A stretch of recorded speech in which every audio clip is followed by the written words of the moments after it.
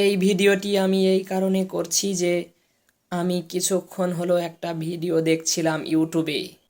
সেই ভিডিওতে আমি দেখছি যে আহলে হাদিসের একজন আলেম শাইখ মুজাফফর বিন মহসিন হুজুর বলছেন যে অর্থ না জেনে কোরআনুল কারীম পড়লে নাকি নেকি হবে না।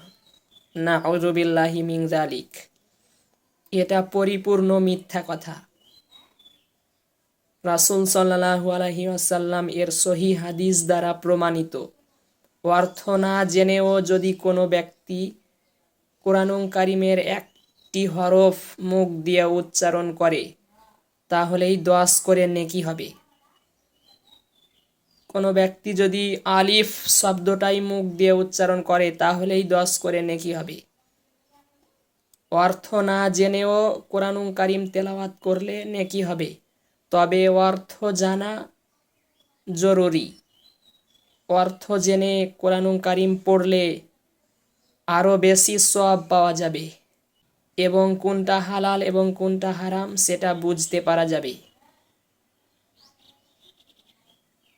তবে উনি ভুল বলেছেন, অর্থ না জেনেও কোরআনুল কারীম পড়লে নেকি হবে।